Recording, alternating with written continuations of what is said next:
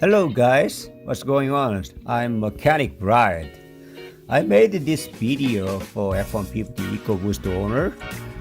Some driver may have experienced a whistling noise while accelerating, hard accelerating sometimes. And I diagnosed and found many problems, exhaust manifold, gasket rattling and whistling noise because manifold warping. So usually retail time, right hand side manifold is around 8 hours and the left hand side 4.5 hours. So I shortly showing how to replace this one. Let's go. Once the ledge of truck drained coolant, remove the underskid plate, top on any cover. I removed this right hand side CAC charge air cooler tube in and out from the turbocharger. And I also removed the throttle body tube and the left hand side turbocharger upward CAC tube. And also I removed the serpentine belt alternator, and then you can see that I removed also AC belt because remove the AC compressor to access the right hand side coolant tube. You can see there's 3 AC compression port. This bottom showing angle, and then you can see that remove the CAC tube, and also I remove the bolt from the starter motor and hanging down like this, and then you can see the upward and then both turbocharger and catalytic converter nut removed. I removed the pole nut and this catalytic converter pipe play out backward and then make the room. You can see that I attached the picture like this, and then make the room much easier to get out of the turbocharger from the engine.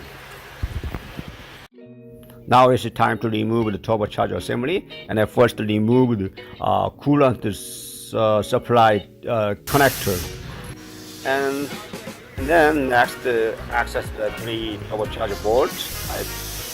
One bolt is broken already, and this here you can see the coolant tube and push it up, hanging down upside, and bottom of the oil cooler oil return tube bolt is here, and then I remove the T45, remove the tube bolt, and then one oil and coolant supply pipe for holding bracket bolt is here. I arrow the marks. Yeah, it's from this here. I remove also this bolt T45, and then remove the turbocharger assembly. This outward. You see here, remove the right hand side of the turbocharger assembly with the coolant supply tube. So this coolant supply tube from the disc connector, and also you can see the bottom of the oil return line, and already broken the exhaust manifold stud bolt. You can see it. The inside, and yeah, this one, the exhaust manifold stud is already broken. So I'm using the mini ductor, and if you don't have a mini ductor, you can use the oxygen heating, and using the oxygen heating or mini ductor, and remove the whole exhaust manifold nut can stud. Now access the whole right hand side is cylinder head. One piece deeply broken in stud, one stud. It's so hard to remove it, and our shop has a MIG welder, so I welded this nut to the broken stud, and it can much easier to remove it. Deeply broken stud is hard to extract out because sometimes it's hard to weld too much deep inside. But I welded this one, is not bad, it's several times welded, and extracted.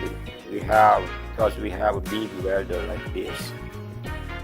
This picture where exhaust manifold warped and then leveling gasket, and then bottom of the new one is upgrade for the upgrade manifold because of many problems warping in exhaust manifold. And this picture, and when you remove the turbocharger, you should replace all coolant connector using the special tool. If you don't have a special tool, you can use the pickup tools. This one new left side two turbo coolant, right side block side coolant. And I also replaced the turbo oil feeding filter and coolant feeding and other stuff and nut. Now install the right hand side manifold assembly. Stud is the 106 inch-pound and the nut is 18 foot-pound. Now put it back to the turbocharger, and then turbocharger bolt is 24 foot-pound. And then I already told this for all replace turbocharger feeding and coolant oil feeding, basket oiling and feeding.